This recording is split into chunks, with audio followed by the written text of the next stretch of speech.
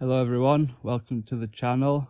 This is my first video about a hammer, mini hammer. I thought I'd do a voiceover just to explain some parts, mostly one part, but I'm going to do a voiceover anyway. So this is just rough turning down the head for the hammer. I didn't really have a plan of proportions and dimensions and things, so I just kind of went with it, changing out for a roughing tool, all high-speed steel.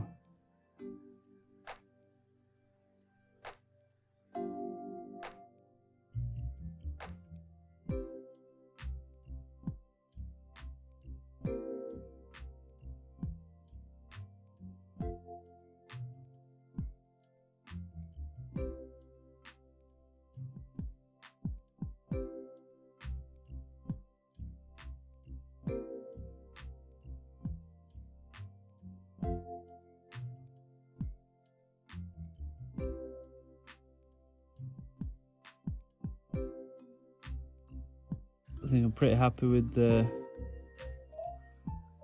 head side, so I gave it a bit of a polish just to finish.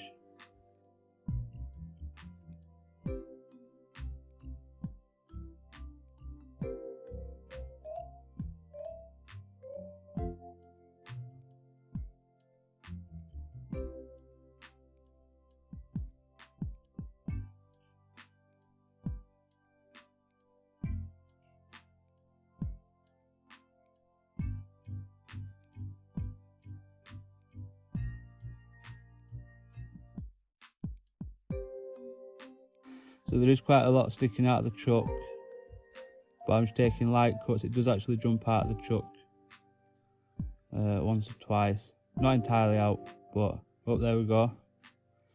Just tap it back, true time, rub a bit more. I didn't do any maths to work out the taper for the pointy end, so I just kind of trial and errored it until there was just enough of a flat left on the OD.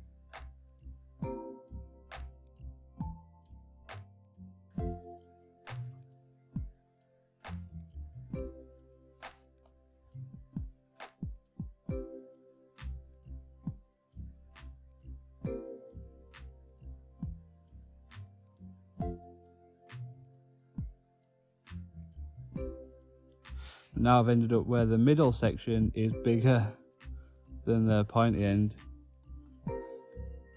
so I had to skim that down.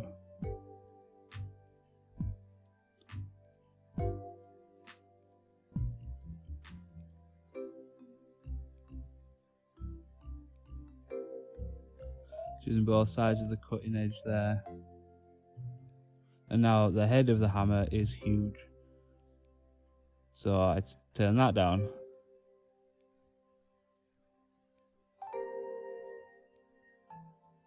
Oh, jumped out again there, probably because I'm holding on a tiny little bit. Very light cuts.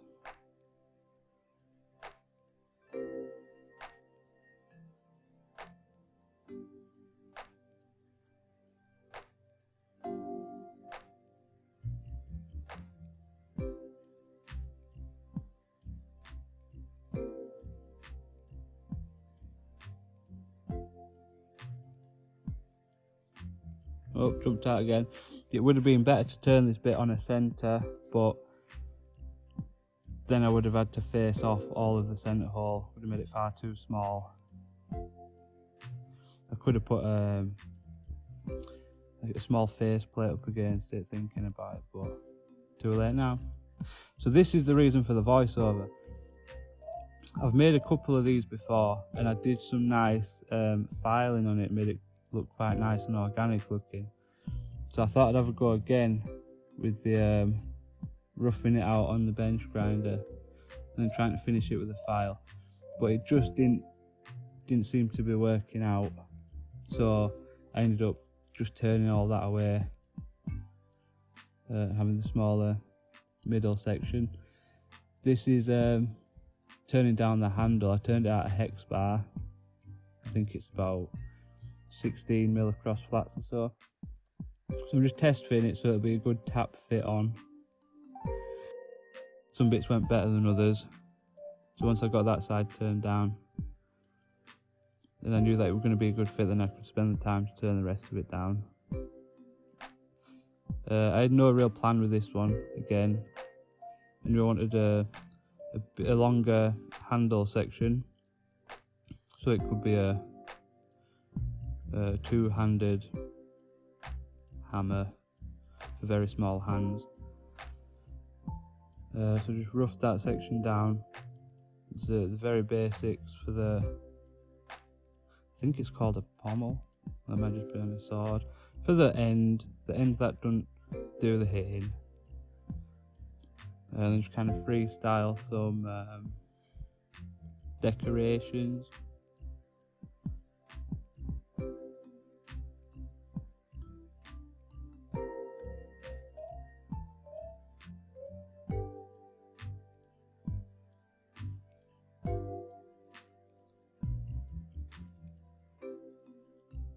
File a little pip off there because the centre height of the tool is a bit low.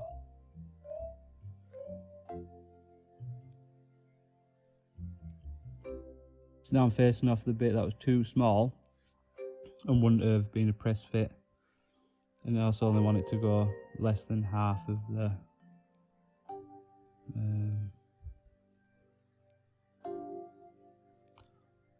why is this in it?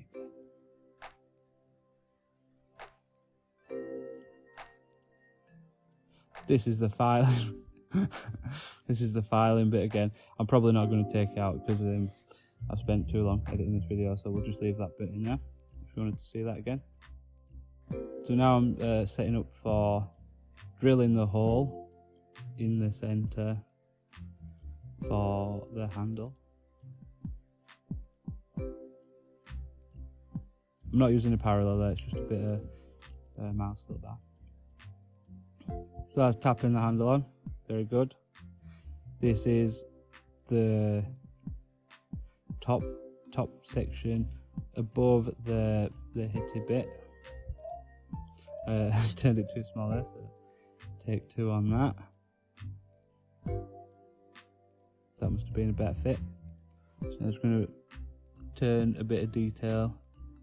Oh no, it's not. I must have turned that bit too small as well. I think that was too small as well. Okay. There we go. Detail on this side. There we go. Nice bit there, nice bit. Ooh, little spiky bit. We're going to keep that. Keep that spiky bit. I can't remember, it was a while ago since I recorded this video. Yeah, file off, okay. Ooh, real-time footage. Ooh, good fit. Very nice. Tap. Oh, it's going to take more than that.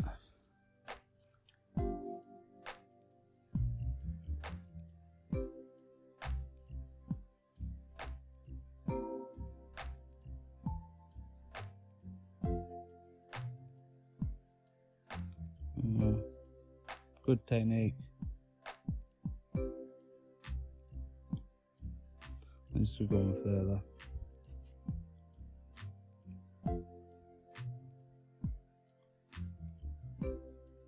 Okay.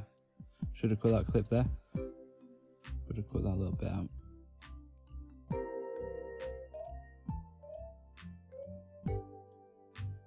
There we go. Much better.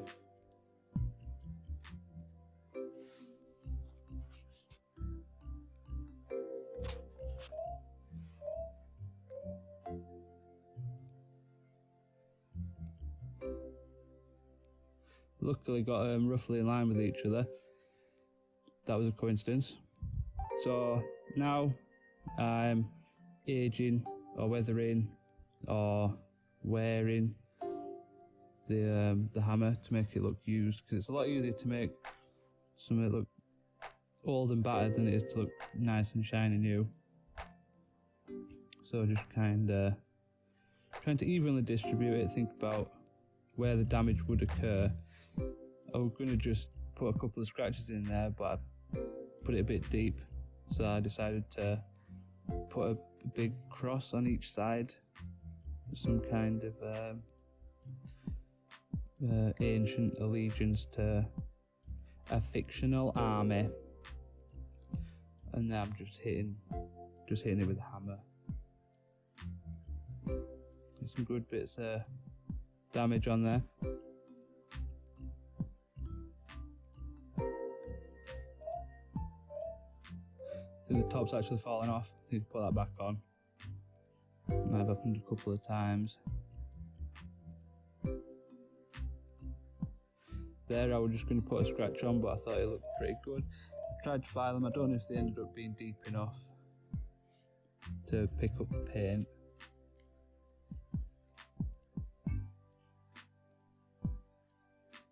Yeah, you can see the top bits come loose.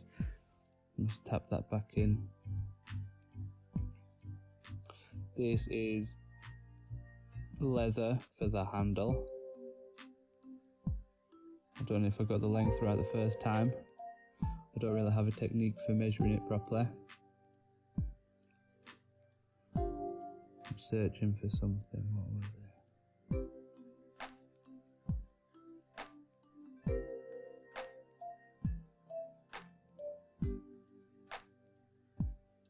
So yeah, first bit too short, second bit longer. Pound it a bit because it is quite thick. It kind of ruins the illusion a bit when it's so thick for it to be a well-proportioned hammer.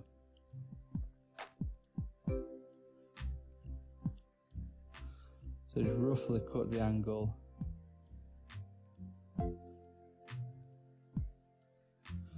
And then super glue the ends in place.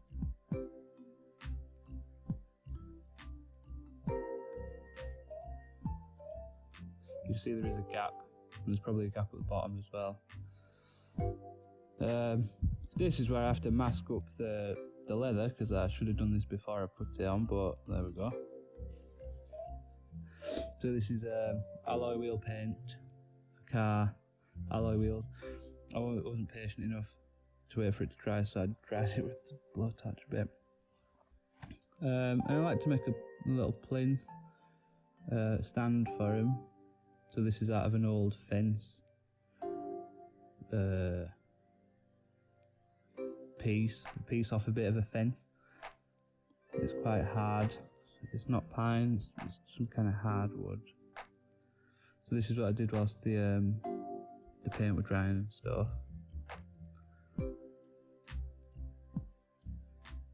There's a little riser there, otherwise it's just a piece of wood. And just putting some aging wear. I don't really know what the real world equivalent to this part would be. I don't know if there would be one. You'd probably just hang it up somewhere, but it's nice. Ornamental addition to plenty of wear on that. Pick up the paint.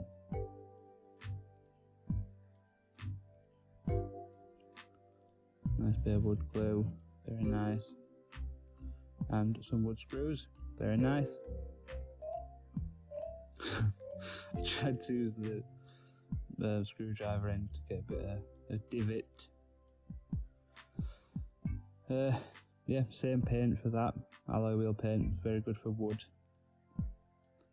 Here I'm sanding off the majority of the paint, so just keep it in the low spots there. It takes it off the corners so you get nice highlights.